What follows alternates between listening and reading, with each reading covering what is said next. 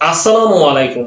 স্বাগত সবাইকে এনএচএ job preparation care Facebook page এবং ইউটিউব চ্যানেলের পক্ষ থেকে আপনাদের জানাই সুস্বাগতম।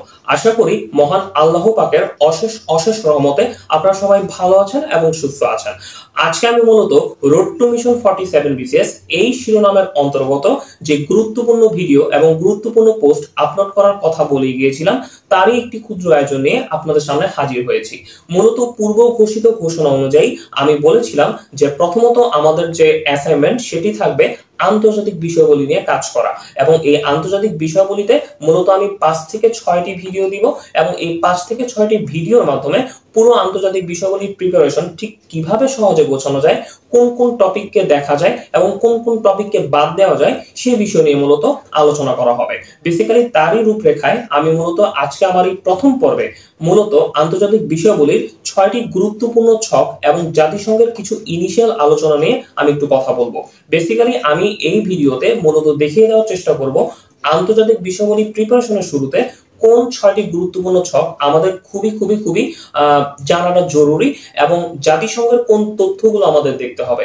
বেসিক্যালি যদিও আজকে জাতিসংঘের সম্পূর্ণ তথ্য কভার করা হবে না, দ্বিতীয় পর্বে জাতিসংঘের সম্পূর্ণ বিষয় কভার করা হবে। তো বেসিক্যালি প্রথম পর্বের মাধ্যমে আমরা মূলত একদম আন্তর্জাতিক বিষয়গুলির একদম ইনিশিয়াল প্রিপারেশন কিভাবে সূচনা করতে হয় তার একটা ধারণা পাবো, এবং দ্বিতীয়, তৃতীয়, চতুর্থ, পঞ্চম পর্বে বেসিক্যালি চেষ্টা করব কিভাবে আমরা ডিপলি আন্তর্জাতিক বিষয়গুলিকে খুব সহজে পড়তে পারবো।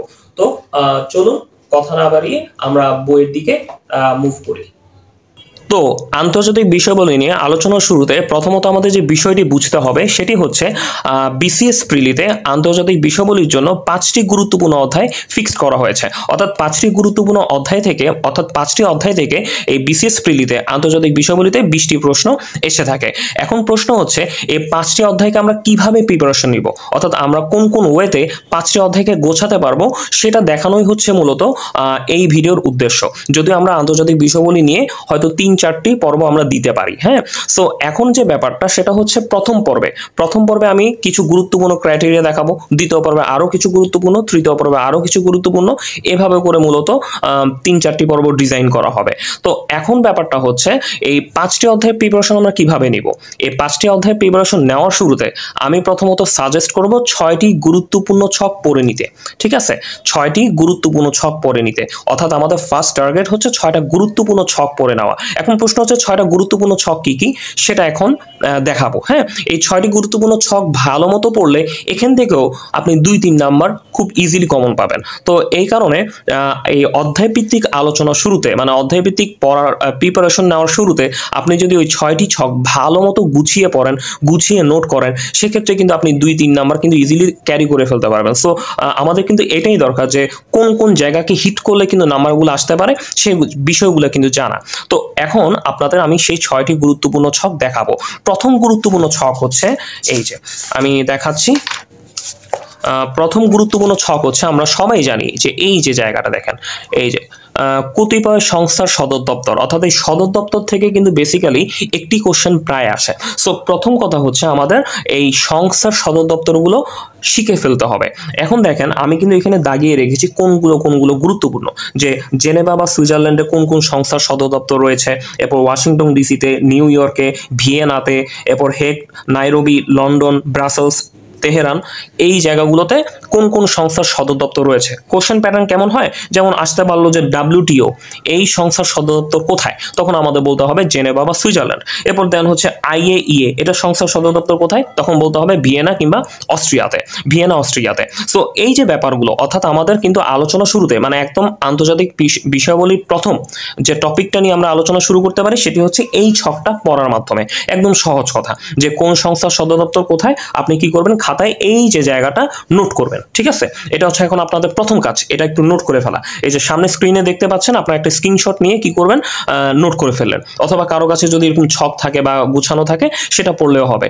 মোট কথা হচ্ছে এই যে কোন সংস্থার সদর দপ্তর কোথায় সেটা আগে ভালো মতো আমাদের শেষ করতে হবে। ঠিক আছে, আশা করি আমরা বুঝতে পেরেছি যে কোন টপিকটা দিয়ে আমরা আলোচনা শুরু করতে পারি। ঠিক আছে, দেখেন এই যে এখানে সবকিছু দেওয়া আছে। ঠিক আছে, সো আশা করি এটা নিয়ে আর কিছু বলার নেই। আমরা হয়তো ফার্স্ট গুরুত্বপূর্ণ ছকটা দেখাতে পেরেছি। এখন দেখাবো হচ্ছে দ্বিতীয় গুরুত্বপূর্ণ ছক হচ্ছে এই যে এটা আন্তর্জাতিক সংস্থার সম্মেলন, অর্থাৎ যে কোনো সংস্থা আসবে, যেমন G7 আসতে পারে। G7 এর সর্বশেষ সম্মেলন কোথায় হয়েছিল, এরপর আপকামিং সম্মেলন মানে পরবর্তী সম্মেলন কোথায় হবে, ঠিক আছে না? এই টাইপ অফ কোশ্চেন কিন্তু খুবই খুবই গুরুত্বপূর্ণ। সো আমরা কি করব, এই ছকটা, এই যে আন্তর্জাতিক সংস্থার যে সম্মেলনের ছকটা, এটা আমরা পড়ে ফেলবো, ঠিক আছে? এই যে দেখেন আমার আপনাদের সামনে কিন্তু দেখা যাচ্ছে, এই যে ছকটা পুরোটা দেখা যাচ্ছে যে BRICS, G7, G20, D8, Commonwealth, NATO, APEC, Arab League, OIC, SAARC, এরপর দেন হচ্ছে এই যে এলডিসির 5 সম্মেলন, ন্যাম, এশিয়ান, এসডিজি সম্মেলন, ঠিক আছে? এই যে এখানে সম্মেলনগুলো দেওয়া আছে, এই সম্মেলনের আমাদের হচ্ছে পূর্ববর্তী এবং পরবর্তী এই যে ডেটগুলা বিশেষ করে এখানে দেখতে হবে, তম, সময়কাল, স্থান, এই তিনটেই কিন্তু দেখতে হবে যে সর্বশেষ যে ব্রিক্সের সম্মেলন হয়েছিল সেটা কততম সম্মেলন ছিল বা কত তারিখ হয়েছিল এবং কোথায় হয়েছিল। বেসিক্যালি ইম্পর্টেন্ট জায়গা হচ্ছে কততম আর হচ্ছে স্থানটা, ঠিক আছে? বেসিক্যালি তারিখের চেয়েও এই যে কততম, সর্বশেষ সম্মেলনটা কততম ছিল এবং কোথায় হয়েছিল তা আরো বেশি গুরুত্বপূর্ণ। প্রথম ইম্পর্টেন্ট হচ্ছে স্থান, সেকেন্ড ইম্পর্টেন্ট হচ্ছে তম, থার্ড ইম্পর্টেন্ট হচ্ছে সময়কাল। সো আমাদের কিন্তু এইভাবেই মনে রাখতে হবে। যদি ডেটগুলো ভালো করে মনে না থাকে কোনো সমস্যা নেই, আমাদের জাস্ট স্থান এবং কততম সেটা একটু ভালো মতো গুরুত্ব দিয়ে পড়তে হবে, ঠিক আছে? এই যে এখানে দেওয়া আছে, আপনারা একটা স্ক্রিনশট নিতে পারেন, অথবা কারো কাছে যদি থাকে ছক সেটা আপনারা ওইখান থেকে পড়ে নেবেন, ঠিক আছে? এই ছকটা শেষ করতে হবে। এখন প্রশ্ন হচ্ছে তৃতীয় ছক কোনটা? তৃতীয় ছক হচ্ছে এইটা, এই যে আপনাদের সামনে নিয়ে এসেছি, এই যে বিভিন্ন সংস্থার সর্বশেষ সদস্য। কারণ বেসিক্যালি হচ্ছে এখান থেকে প্রশ্ন কেমন আসে, যেমন এশিয়ানের সর্বশেষ সদস্য কোনটি, ঠিক আছে, বা কয়টি সদস্য দেশ রয়েছে, এই টাইপ অফ কোশ্চেন কিন্তু প্রায় আসে।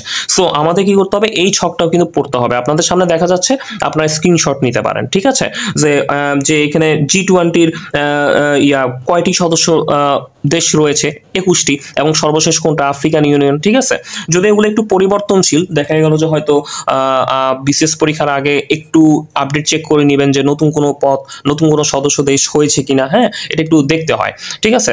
তো এই জায়গাটা কিন্তু আমাদের ইম্পর্টেন্ট, এবং বিশেষ করে যেগুলো দাগিয়ে রাখা হয়েছে সেগুলো তো খুবই খুবই গুরুত্বপূর্ণ।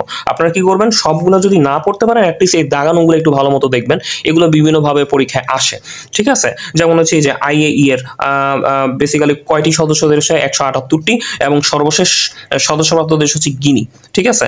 এই তো এগুলো আসলে পরিবর্তনশীল তথ্য, দেখা গেল যে হয়তো একটা দুইটা বা তিনটা চেঞ্জ হইতে পারে। সো যেমন এই যে এশিয়ানের সদস্য আমরা অনেকেই জানতাম 10টা, বাট এখানে কিন্তু 11টি হয়ে গেছে, পূর্ব তিমুর সর্বশেষ সদস্য, ঠিক আছে? এগুলো মনে রাখতে হবে। সো এটা হচ্ছে আগস্ট পর্যন্ত আপডেট করা বই। তো সো এটা আপনারা দেখতে পারেন। তো এই হচ্ছে আমাদের 3 নাম্বার ছক, ঠিক আছে? এই 3টা ছক দেখবেন। এবার 4 নাম্বার ছক হচ্ছে রিপোর্ট এবং সমীক্ষা। বেসিক্যালি হচ্ছে আমাদের কিন্তু এই টাইপের প্রশ্ন আসে যে যেমন মানব উন্নয়ন সূচকের শীর্ষ দেশ কোনটা, এরপর সর্বনিম্ন দেশ কোনটা, ঠিক আছে? এরপর দেন হচ্ছে বৈশ্বিক শান্তি সূচকে শান্তিপূর্ণ দেশ কোনটা, এরপর দেন হচ্ছে আপনার সবচেয়ে বেশি সর্বনিম্ন দেশ কোনটা, হ্যাঁ, শান্তিরক্ষী প্রেরণে বাংলাদেশ কততম, ঠিক আছে? এই ছকটা ভালো মতো দেখতে হবে, মাঝে মধ্যে কিন্তু প্রশ্ন আসে। সো আমাদের কি করতে হবে, এই ছকটাও ভালো মতো দেখতে হবে। এটা আপডেটেড রিপোর্ট সমীক্ষা 2023, আমার কাছে মনে হয় 2024টা আছে কিনা একটু চেক করিনি আমার কাছে।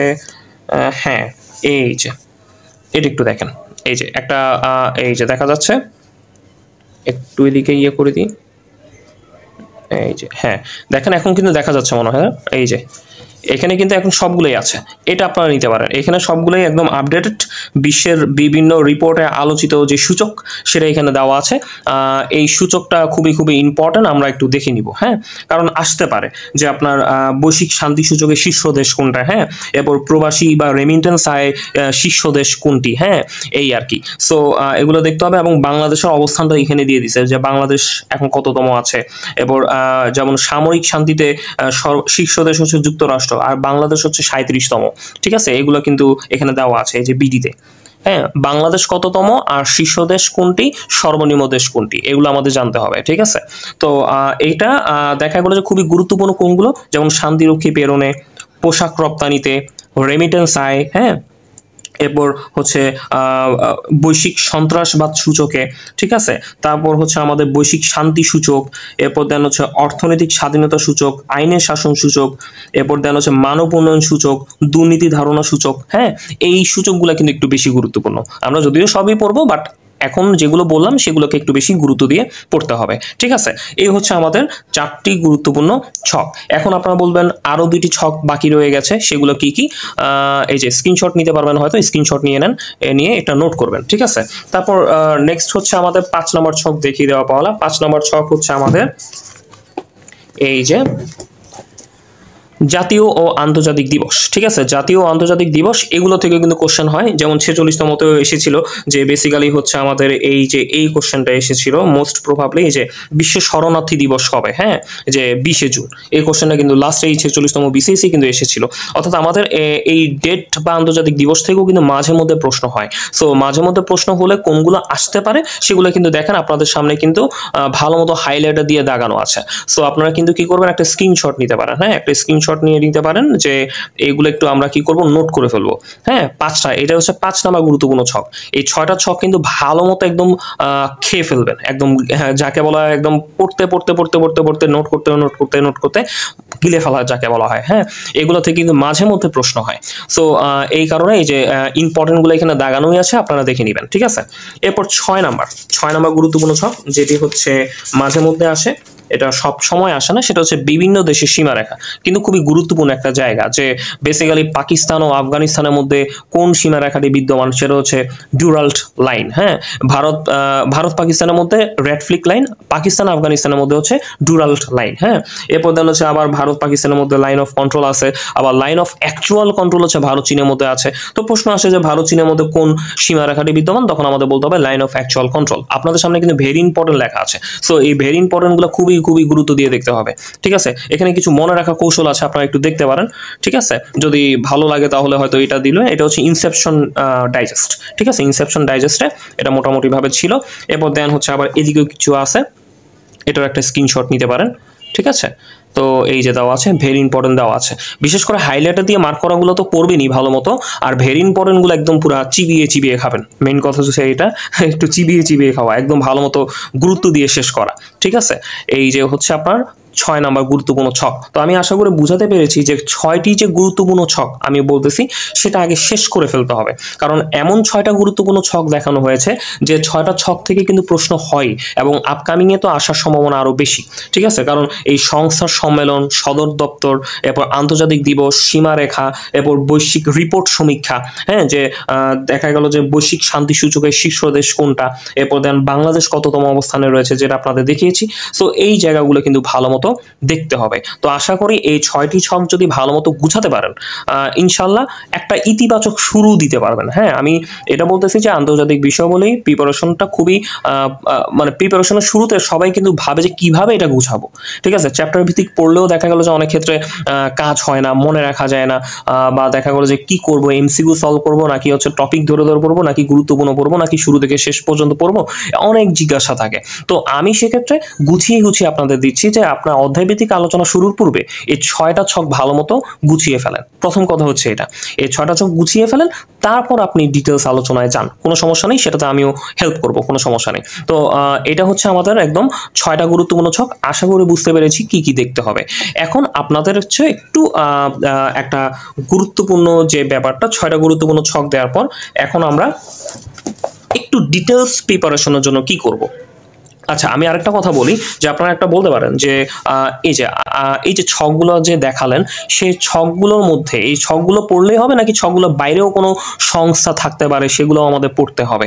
এখন ব্যাপারটা হচ্ছে আগে প্রথমত এই ছকগুলোই শেষ করেন। প্রথম কথা হচ্ছে এটা ছকের মধ্যে সব গুরুত্বপূর্ণ জিনিসগুলোই ছিল, ঠিক আছে। সব বইয়ে আপনি দেখবেন যে এই সংস্থার বাইরে বেসিক্যালি খুব একটা নাই, হ্যাঁ।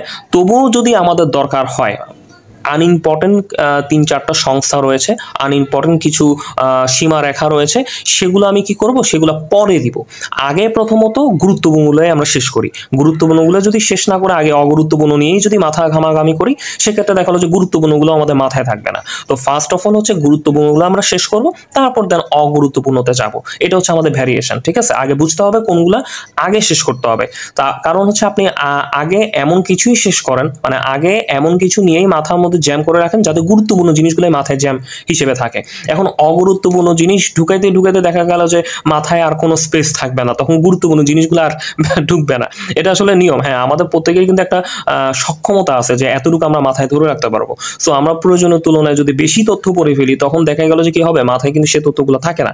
তো এই কারণে আমাদের কি করতে হবে, এই 6টি ছককে ভালো মতো দেখতে হবে। ঠিক আছে, এই 6টি ছককে ভালো মতো দেখলে আমাদের আন্তর্জাতিক বিষয়াবলীর একটা ইতিবাচক শুরু হবে। তো এখন আপনাদের হচ্ছে আমি যে কাজটা করব, এই 6টা ছকের পর এখন আমরা একটু অধ্যায়ভিত্তিক আলোচনার একটু শুরুটা আজকে করব, আর দ্বিতীয়, তৃতীয়, চতুর্থ পর্বে আরো ডিটেলস আলোচনা দেখা যাবে।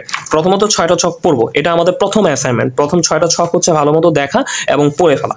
এরপর দেন হচ্ছে আমাদের আন্তর্জাতিক বিষয়াবলী 5ম অধ্যায়, জাতিসংঘের যে অধ্যায়টা আছে সেটা দিয়ে আমাদের কিন্তু প্রিপারেশন শুরু করতে হবে, কারণ জাতিসংঘ হচ্ছে এমন একটা অধ্যায় যেখান থেকে সবচেয়ে বেশি সংখ্যক প্রশ্ন হয়। সো আমাদের সবচেয়ে বেশি সংখ্যক প্রশ্ন হয় বেসিক্যালি প্রথম অধ্যায় এবং 5ম অধ্যায়, এই দুইটা অধ্যায় থেকে। তো আমাদের এই দুইটা অধ্যায় প্রিপারেশনই ভালো মতো গুছিয়ে নিতে হবে। ঠিক আছে, তবে প্রথম অধ্যায়ের প্রিপারেশনটা একটু লেন্দি, তো ওইটা কিভাবে গুছাবো সেটা আমি বলে দিব। তো আমরা কি করব, 6টা গুরুত্বপূর্ণ ছক শেষ করার পর এখন আমরা কি করব, যে আমাদের হচ্ছে কিছু গুরুত্বপূর্ণ জিনিস আমাদের দেখতে হবে। সেই গুরুত্বপূর্ণ জিনিসগুলো আমি একটু বলে দিচ্ছি, সেটা কিভাবে প্রিপারেশন নিব। সো 6টা গুরুত্বপূর্ণ ছক দেখা শেষ, এখন একটু ডিটেলস কোনগুলো দেখতে হবে সেগুলো আমরা দেখব। প্রথমত আমরা 5ম অধ্যায় শুরু করতেছি, জাতিসংঘ। জাতিসংঘ থেকে কি কি দেখতে হবে, জাতিসংঘ থেকে দেখতেই পাচ্ছেন এখানে বোল্ড করা আছে, যে হাইলাইটে দিয়ে মার্ক করা আছে কোন তথ্যগুলো দেখতে হবে। বেসিক্যালি আমি এটা মেন্টরিং ব্যাচে দিয়েছিলাম, মেন্টরিং ব্যাচে এগুলো পিডিএফও দেওয়া হয়েছে এবং হচ্ছে বলে দেওয়া হয়েছে যে এই জিনিসগুলো গুরুত্বপূর্ণ। আমাদের কোনগুলো দেখতে হবে, এখান থেকে প্রতিষ্ঠা সালটা খুবই ইম্পর্টেন্ট, এরপর দেন হচ্ছে সদর দপ্তরটা খুবই ইম্পর্টেন্ট, জাতিসংঘ দিবস কবে পালিত হয় এটা ইম্পর্টেন্ট। সো এই 3টা তথ্যই খুবই গুরুত্বপূর্ণ। বাকিগুলো বেশি একটা আসে না, কিন্তু ফর অ্যাভয়েডিং রিস্ক আমরা পড়ে রাখতে পারি। কিন্তু আমি যে 3টা তথ্যের কথা বললাম, প্রতিষ্ঠা, সদর দপ্তর এবং জাতিসংঘ দিবস, এই 3টা তথ্যই খুবই খুবই গুরুত্বপূর্ণ। মাথায় এই 3টা তথ্য আগে প্রথমত ঢুকাবেন, তারপর বাকি তথ্যগুলো ঢুকানোর চেষ্টা করবেন। ঠিক আছে, এই হচ্ছে ব্যাপার। তারপর নেক্সট হচ্ছে সংখ্যায় জাতিসংঘের ধারণা। এটা থেকে আমরা কি করব, এখানে হচ্ছে এই যে এক হচ্ছে এই যে 1 দিয়ে যেটা আছে এই লাইনটা আমরা পড়বো, যে সাধারণ পরিষদে বাংলাদেশ সভাপতিত্ব করে কতবার, কত সালে, কততম অধিবেশন এবং কে।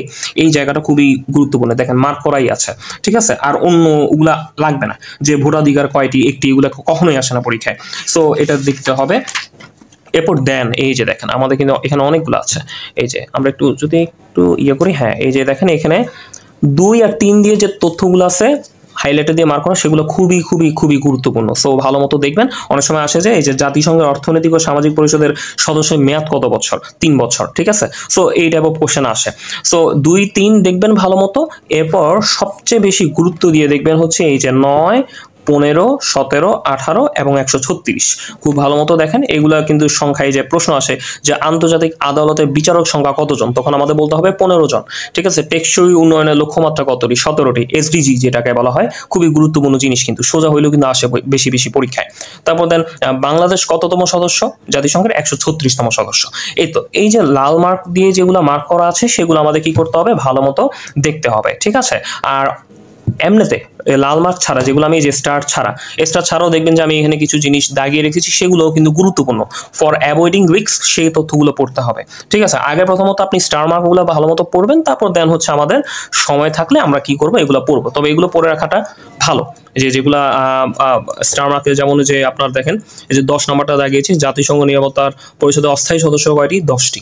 ঠিক আছে, সো এটা সংখ্যা তত্ত্বের একটা ব্যাপার। তো এখানকার যে স্টার মার্কগুলো আছে সেগুলো ভালো মতো দেখতে হবে। তারপর হচ্ছে আমাদের জাতিসংঘের বিভিন্ন সম্মেলন আছে সবচেয়ে, এই যে দেখেন আপনাদের সামনে কিন্তু যেগুলো পড়তে হবে সেগুলো কিন্তু হাইলাইটে দিয়ে মার্ক করা আছে। ঠিক আছে, খুবই ভালো একটা ব্যাপার, আপনারা কিন্তু বুঝতে পারতেছেন কোন জিনিসগুলো দরকার। হ্যাঁ দেখেন এই যে খুব ভালো মতোই মার্ক করা আছে, দেখে নেন আপনারা। হ্যাঁ আমি মেলে রাখছি, আপনারা দেখে নিতে পারেন। এবং কোনটা বেশি ভালো মতো দেখতে হবে, ওয়াশিংটন ডিসি সম্মেলন, এই তথ্যগুলো ভালো মতো দেখতে হবে। তারপর ব্রিটেন উডস সম্মেলনটা ভালো মতো দেখতে হবে, ইয়ালটা সম্মেলন দেখতে হবে, সান ফ্রান্সিসকো সম্মেলন দেখতে হবে। ঠিক আছে, এই 4টা সম্মেলনকে আগে প্রথমত একদম ভালো মতো খেয়ে ফেলতে হবে। তারপর দেন হচ্ছে আমরা কি করব, লন্ডন সম্মেলন থেকে এই জায়গাটা একটু দেখবো, ইউরোপে কয়টি দেশ অন্তর্গত, এবং আটলান্টিক সনদ থেকে আমরা দেখব এর মূলনীতি কয়টি। ঠিক আছে, একদম আনইম্পর্টেন্ট তথ্যের মধ্যেও কোনগুলোকে একদম নিতে হবে সেগুলোকেও কিন্তু আপনাদের সামনে প্রেজেন্ট করা হচ্ছে। ব্রিটেন উডস সম্মেলনে দেখেন এই যে IMF আর IBRD গঠিত হয়, 44টি দেশের প্রতিনিধি অংশ নেয়। ঠিক আছে, এগুলো কিন্তু এত গুরুত্বপূর্ণ না, কিন্তু অগুরুত্বপূর্ণ মধ্যে গুরুত্বপূর্ণ। ঠিক আছে, সো এগুলো আমাদের দেখতে হবে। ঠিক আছে, এরপর দেন ডামার্টন উডস সম্মেলনে দেখেন আমি দাগিয়ে রেখেছি, কিন্তু এটা বেশি একটা ইম্পর্টেন্ট দিনে, কিন্তু আনইম্পর্টেন্ট মধ্যে এই তথ্যটা ইম্পর্টেন্ট। সো দেখেন বুঝে যাচ্ছে ইনশাল্লাহ। সো আশা করি আমাদের কোনো প্রকার সমস্যা হওয়ার কথা না। ঠিক আছে, এরপর নেক্সট হচ্ছে আমাদের দেখতে হবে এই যে সাধারণ পরিষদ এবং নিরাপত্তা পরিষদ। সো এই সাধারণ পরিষদ আর নিরাপত্তা পরিষদের থেকে আমাদের সবচেয়ে বেশি দেখতে হবে কার্যক্রম কবে শুরু হয়েছে এবং তাদের বেসিক্যালি অধিবেশন কবে হয়। এই যে প্রতি সেপ্টেম্বরের 3য় মঙ্গলবার, আর হচ্ছে নির্দিষ্ট সময়সীমা নেই। ব্যাপারটা হচ্ছে এই কার্যক্রম শুরু এবং এই অধিবেশনের যে জায়গাটা খুবই খুবই গুরুত্বপূর্ণ। ঠিক আছে, আচ্ছা আরেকটা জিনিস বলে দেওয়া উচিত ছিল, সেটা হচ্ছে কতক্ষণ ধরে আমরা পড়বো। আসলে কতক্ষণ ধরে পড়বো সেটা আসলে ফিক্সড করে বলাটা খুব কঠিন, কারণ এক একজনের দেখা গেলো যে এই যেমন এই যে তথ্যটাই যে দেখা গেল যে আমি একটু আগে যেটা দেখাইলাম যে জাতিসংঘ নিয়ে যে তথ্য, এই যে 1 পৃষ্ঠা, হ্যাঁ, এরপর এই 2 নাম্বার পৃষ্ঠা, ঠিক আছে, যেটা দেখাইলাম, এরপর এই 3 নাম্বার পৃষ্ঠা, এটা পড়তে একজনের হয়তো 1 ঘন্টাও লাগতে পারে, একজনের হয়তো 30 মিনিটও লাগতে পারে। এটা আসলে যার যার উপর ডিপেন্ড করে। হ্যাঁ, সো আমি মনে করেছিলাম যে সময়গুলো বলে দিব, বাট আমার কাছে যেটা মনে হচ্ছে সময়টা তো আসলে দেখা গেলো যে এক একজনের ক্ষেত্রে এক একটা ভ্যারি করে। সো এই তথ্যগুলো পড়তে যার যত সময় লাগবে সে তত সময় পড়বে, কারণ এই তথ্যগুলো খুবই খুবই গুরুত্বপূর্ণ। ঠিক আছে, সো যেখানে সময় বলে দেওয়া দরকার আমি সেখানে সময় বলে দিব যে আপনারা এতক্ষণ পড়েন, এতক্ষণ দেখেন। হ্যাঁ, তবে এই যে এখানে যে তথ্যগুলো দাগিয়ে রাখা হয়েছে, বিশেষ করে 6টি ছক, যে 6টি গুরুত্বপূর্ণ ছক দেখিয়েছি, সেটা আপনার 2 ঘন্টা এফোর্ট দিলেই কিন্তু 6টা ছক একদম পুরো পানির মতো ক্লিয়ার হয়ে যাবে। কেউ যদি 2 ঘন্টা সময় দেয়, ঠিক আছে, 2 ঘন্টা সময় দিবেন, 1 ঘন্টা দরকার হলে নোট করলেন, 2 ঘন্টা সময় দিলেন, বাস শেষ। একটু এফোর্ট দিলেন 2 ঘন্টা 2.5 ঘন্টাতে, এতে করে কিন্তু আপনার ওইখান থেকে 2-3 নাম্বার উঠে যাবে। এরপর দেন আপনি ডিটেলস আলোচনা শুরু করলে এই 3 পৃষ্ঠা পড়তে আপনার সর্বোচ্চ কতক্ষণ লাগবে? 1 ঘন্টাও লাগবে না। কেউ যদি একদম মনোযোগ দিয়ে মোবাইলটাকে বাইরে রেখে পড়ে, তার কিন্তু একদম সময় লাগবে না যে এটা শেষ করতে। ঠিক আছে, সো এটা আমি ধরে রাখলাম যে আপনারা এই 3 পৃষ্ঠা 1 ঘন্টার মধ্যে শেষ করে দিবেন। ঠিক আছে, বেশি সময় লাগবে না, তথ্যগুলো আমি বলে দিচ্ছি যে কোনগুলো দরকার। এরপর এটা পড়তে আপনার 2 মিনিট লাগবে, যে কার্যক্রম শুরু এবং দেন হচ্ছে আপনার অধিবেশন। এটা পড়তে কতক্ষণ লাগবে? 2 মিনিট লাগবে, সর্বোচ্চ 2 মিনিট হচ্ছে অধিবেশন দেখলাম, শেষ, এই তো। এরপর দেন হচ্ছে কনফিডেন্স রেখে প্রিপারেশন নিতে হবে। হ্যাঁ, একদম আপনি কনফিডেন্স, ওভার কনফিডেন্স না হয়, জাস্ট যতটুকু কনফিডেন্স থাকা দরকার সেটা নিজেদের মধ্যে রেখে এভাবে প্রিপারেশন নেবেন, তখন ভালো লাগা কাজ করবে যে না, কিছু হইলেও আমি পড়তেছি এবং এই কিছু হইলেও আমি ডেলিভার করে দিয়ে আসতে পারবো। ঠিক আছে, তারপর দেন হচ্ছে এখানে সদস্য সংখ্যা, এই যে কয়টি স্থায়ী কয়টি অস্থায়ী সদস্য রয়েছে, G4 নেশনসের অন্তর্ভুক্ত দেশ কোনগুলো, ঠিক আছে, এইগুলোই দেখতে হবে। আর এই পৃষ্ঠা থেকে তেমন দেখার কিছু নাই, তবে আনইম্পর্টেন্ট জায়গা থেকে প্রশ্ন হলে কোন জায়গা থেকে প্রশ্ন হইতে পারে সেটা একটু এখানে হাইলাইটার দিয়ে মার্ক করা আছে, আপনারা একটু চাইলে দেখে নিতে পারেন, তবে অতটা গুরুত্বপূর্ণ তথ্য না।